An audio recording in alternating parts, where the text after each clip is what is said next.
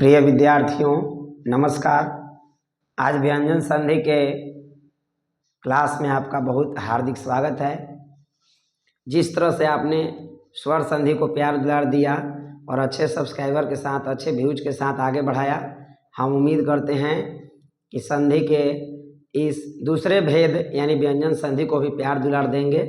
हम आगे ले चलते हैं आपको व्यंजन संधि की सैर पर।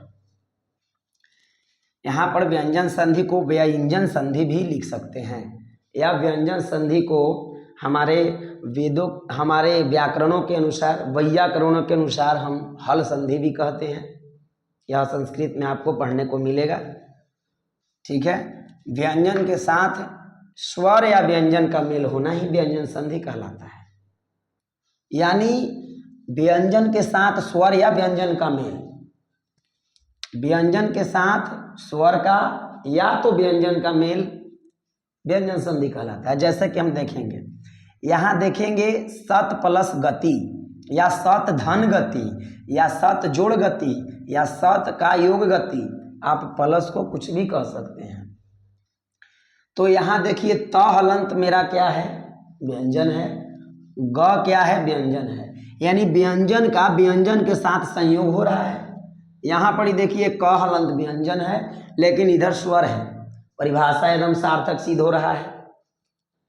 व्यंजन के साथ चाहे या तो स्वर का मेल हो या तो व्यंजन का मेल हो, उसे हम क्या कहते हैं, व्यंजन। चलिए ध्यान देंगे आगे। इसी तरह स्वर या व्यंजन का मेल होना चाहिए। यहाँ हम देखें कि इधर व्यंजन है इधर स्वर है, इन दोनों का मेल कौन संधि, व्यंजन संधि कहलाता है। आगे देखेंगे हम, यहाँ देखिए क हलंत जो कि व्यंजन है इधर स्वर है। ठीक है, तो व्यंजन का परिभाषा सार्थक सिद्ध होता है। तो यहाँ देखेंगे सत प्लस गति, त हलंत का द हलंत हो जाता है। कैसे, अभी हम लोग आगे नियम में देखेंगे। तो ये आपका व्यंजन संधि का जैसे में है। अब यहाँ व्यंजन संधि के जब नियम पढ़ेंगे तो आपको पता लग जाएगा कि सट जोड़ दर्शन, सट दर्शन कैसे बना, दिक जोड़ अंबर, दिगंबर कैसे बना, ये सब अभी हम लोग नियम में देखेंगे। सबसे पहला नियम है, अगर किसी भी वर्ग का प्रथम अक्षर के बाद तीसरा चौथा अक्षर रहे या स्वर वर्ण रहे या अंतस्थ वर्ण रहे तो पहले अक्षर को तीसरे अक्षर में बदल देते हैं। तो इस ध्यान से इस नियम को हम लोग देखेंगे। ये वर्ग कितने होते हैं हिंदी में, 5 वर्ग होते हैं। ठीक है, क वर्ग, च वर्ग, ट वर्ग, त वर्ग, प वर्ग। उसी का वर्ग यहाँ लिखा गया है कि किसी भी वर्ग का यदि प्रथम अक्षर रहे, कच ट त प, या क रहे, च रहे, ट रहे, त रहे, प रहे, उसके बाद किसी भी वर्ग का तीसरा या चौथा अक्षर रहे या तो स्वर वर्ण रहे या तो अंतस्थ व्यंजन वर्ण रहे, तो हम क्या कहते हैं, पहले अक्षर को तीसरे अक्षर में बदल देते हैं। ये अंतस्थ क्या है भाई, यर लव। स्वर क्या है, अ से लेकर औ तक। तो ये सब आगे वर्ण के क्लास में हम लोग जानेंगे, अंतस्थ वर्ण, स्वर वर्ण क्या होता है। तो वर्ण रहे तो पहले अक्षर को तीसरे अक्षर में बदल देते हैं। चलिए यहाँ बनाते हैं हम लोग, देखेंगे ध्यान से। देखिए दी जस के तस हम शुरू में ही आपको बता दिए हैं संधि में कि न मतलब आगे से न पीछे से, मतलब हमको है पीछे से। तो दी आ क को यानी कि पहला है तो पहले अक्षर को तीसरा में बदलना है, तो क को हम ग में बदलेंगे। तो यहाँ क हलंत है तो यहाँ आधा ग हो जाएगा। ग हलंत लिखिए चाहे आधा ग लिखिए, गज, इसको गज को जोड़ देंगे, दिग्गज। सट जोड़ दर्शन, तो स मेरा जस के तस रहेगा। आ ट के तीसरा क्या होता है, ट ठ ड, तो ड लिख देंगे यहाँ ड, आ दर्शन जोड़ देंगे अंत में, सट दर्शन। क के तीसरा फिर, तो क के तीसरा होता है ग, यहाँ क हलंत है तो यहाँ ग हलंत है। हलंत को आधा लिख सकते हैं हम। अब भ्रम जस के तस जोड़ दीजिए, दिग्भ्रम। जगत जोड़नाथ है, यहाँ देखिए त के बाद, यहाँ त के बाद पहला अक्षर है तो जगत जोड़नाथ, तो हम त के तीसरा को जो होता है त थ द, इसको इस नियम को ध्यान देखेंगे। जगत जोड़नाथ ये जो नियम है, इस नियम को हम 5वां में देखेंगे। ये मिस्टेक से इसमें लिखा गया है। ठीक है, इसमें देखिए प्रथम अक्षर के बाद पंचम अक्षर है, जबकि नियम कह रहा है प्रथम अक्षर के बाद तीसरा या चौथा या स्वर या अंतस्थ होना चाहिए। तो ये जगत जोड़ जो नाथ है वो आपको हम नियम नंबर 5 में पढ़ाएंगे कैसे बनेगा। जगत जोड़ नाथ जगन्नाथ कैसे बनेगा नियम नंबर 5 में। अब देखिए यहाँ भी देखिए प्रथम अक्षर के बाद र है और र अंतस्थ व्यंजन है। तो सट जोड़ रिपु तो स और ट के तीसरा ड, सट जोड़ रिपु सट रिपु। चलिए इसी के साथ पहला नियम खत्म। दूसरा नियम में हम चलते हैं। दूसरा नियम कहता है सम के बाद यदि सम उपसर्ग के बाद, सम क्या है उपसर्ग है, तो सम उपसर्ग के बाद क्री धातु से बना कोई भी शब्द आए तो म हलंत का अनुस्वार कर देते हैं, यानी ई वाला जो म है ई वाला इसका अनुस्वार हो जाएगा और दंती स हलंत का आगमन होगा। दंत्य स हलंत का क्या हो जाएगा आगमन। जैसे देखिए यहाँ स जस के तस लिखेंगे, म हलंत के अनुस्वार यहाँ बैठ जाएगा। आकृति तो क से पहले आधा डंटी स लिखेंगे संस्कृति। अनुस्वार के जस्ट बाद हम दंत स को लगाते हैं। सम जोड़ कृत तो म हलंत के अनुस्वार कर दिए, अनुस्वार के जस्ट बाद हमको दंत स हलंत लगाना है, लगा दिए और जस के तस्कृत उधार दिए संस्कृत। इहो में देखिए वही है सम जोड़ कार तो म हलंत का अनुस्वार, अनुस्वार के जस्ट बाद हमें डंटी स हलंत लगाना है, लगा दिए कार संस्कार। बन गया नियम नंबर दूसरा। तीसरा नियम देखते हैं। यदि म हलंत के बाद, ठीक है लिखना है तो आराम से वीडियो को पॉज करके लिख सकते हैं या तो इसका स्क्रीनशॉट ले सकते हैं। यदि म हलंत के बाद अंतस्थ व्यंजन रहे या तो उष्म व्यंजन रहे, ये व्यंजन वर्ग में आप लोग पढ़ेंगे कि अंतस्थ व्यंजन रहे या उष्म व्यंजन रहे, तो हम म हलंत का केवल अनुस्वार करते हैं। कोई छूछा नहीं, खाली म के अनुस्वार कर दीजिए, हो गया काम।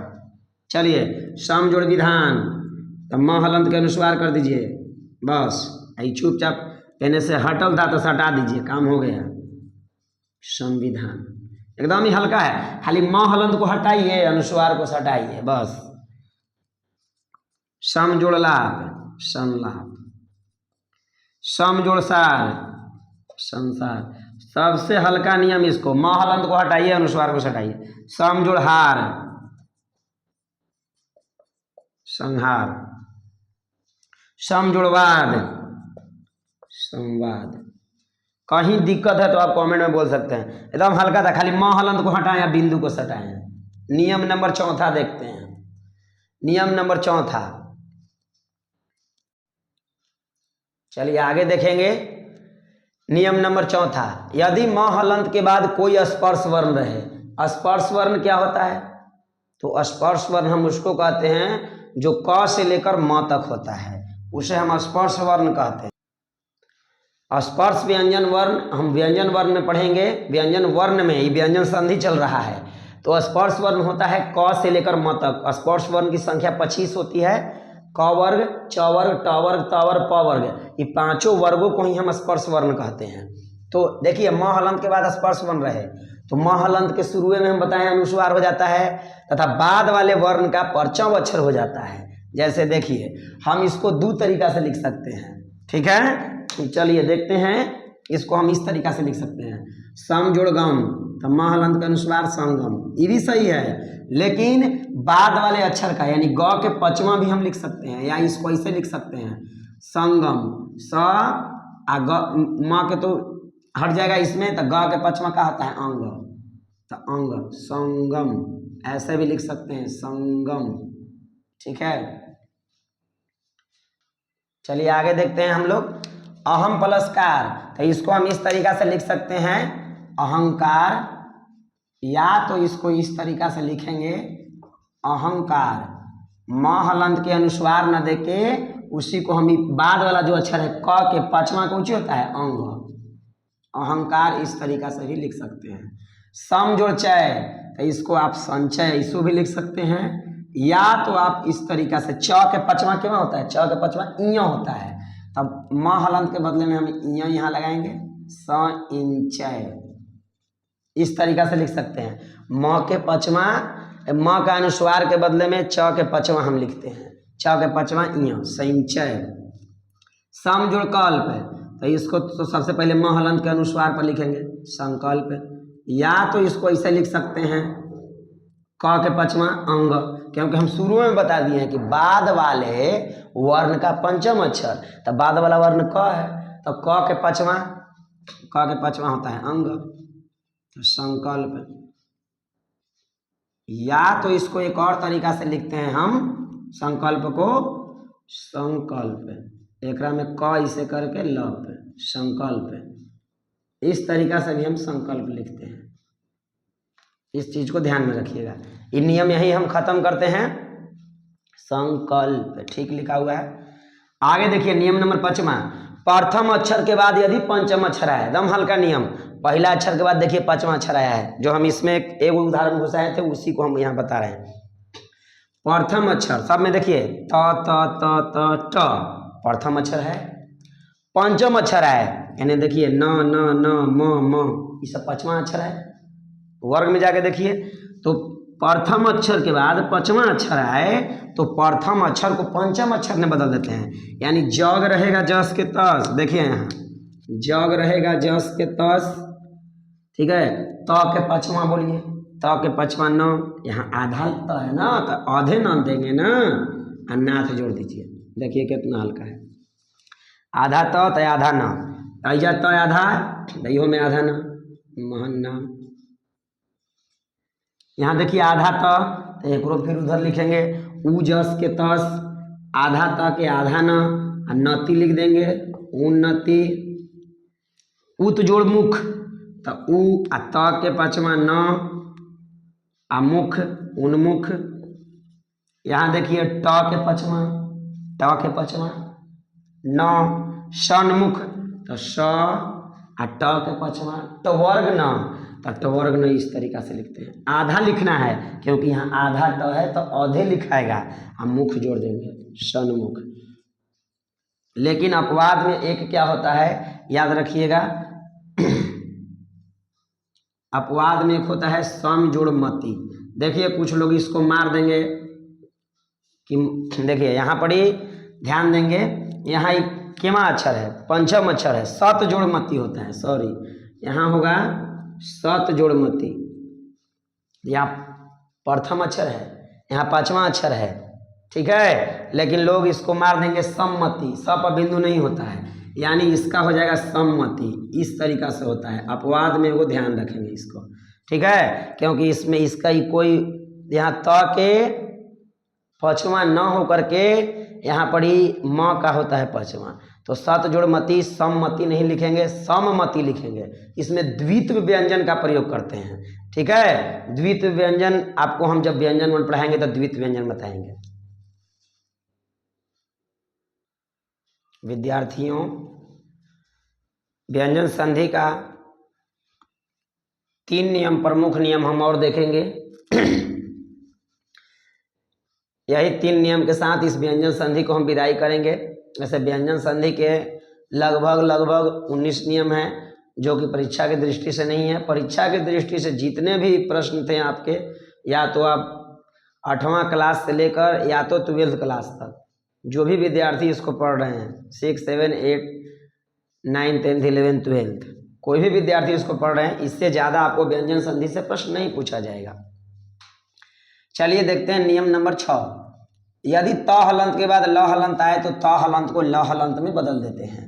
एकदम सिंपल नियम था, त हलंत है बस ल हलंत में बदल दीजिए। तो ऊत जोड़ लेख, त के ल में आधा ल क्योंकि आधा त है, लेख उल्लेख। तत जोड़ लीन, त जस के तस, त के ल में बदलना है तल्लीन। त के ल में बदलिए उल्लंघन। इधर वाला को कुछ नहीं कर रहे हैं हम, इधर वाला को खाली सटा दे रहे हैं, बस हटा हुआ है तो सटा दे रहे हैं। म ह आ त के ल लोक महल्लोक। आपका ये नियम हो गया खत्म। नियम 6, नियम 7वां में चलते हैं। यदि मूर्धन्य स हलंत के बाद त या थ रहे तो त को ट में और थ को ठ में बदल देते हैं। जैसे देखिए उ आधा त क्री, अभी बताइए मूर्धन्य स के बाद त है तो त को हम कोची में बदलेंगे, त को ट में बदलेंगे तो मूर्धन्य स आधा है तो यहाँ ये आधे लिखाएगा आ त के ट लिखा जाएगा, उत्कृष्ट। इसमें भी देखिए प्री आधा मूर्धन्य स है तो आधा यहाँ सटा दिए, थ के कुछ नहीं बदलना है, ठ में लीजिए बदल दिए। उसी प्रकार पृष्ठम है तो ये पृष्ठम हो जाएगा, थ के ठ में बदल दीजिए, पृष्ठम। चलिए नियम नंबर 8वां में चलते हैं। यदि ह्रस्व स्वर के बाद छ हो तो छ के पहले च लगाते हैं, बस हो गया काम।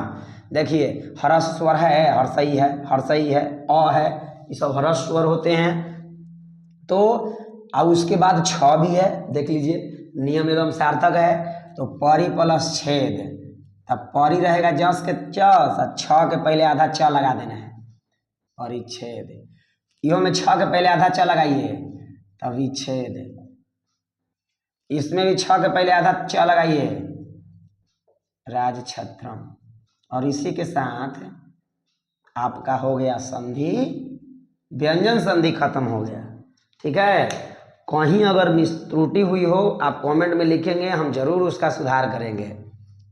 आपको अंत में स्वर और व्यंजन मिला के दे दिया गया है होर्लिस होमवर्क, जो कि परीक्षा के लिए VVI है, एकदम VVI है, इसको एकदम VVI लगा लीजिए, परीक्षा की दृष्टि से एकदम VVI है प्रश्न।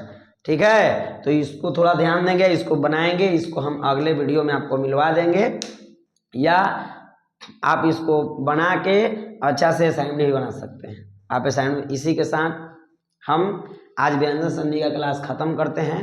मिलते हैं अगले वीडियो में विसर्ग संधि के साथ, जो कि संधि का सबसे लास्ट वीडियो होगा। और यही प्यार दुलार बनाए रखिए और इस अपने चैनल को अपना मानकर आगे बढ़ाते रहिए। सभी विद्यार्थियों का फिर से तहे दिल से हार्दिक नमस्कार, जय हिंद।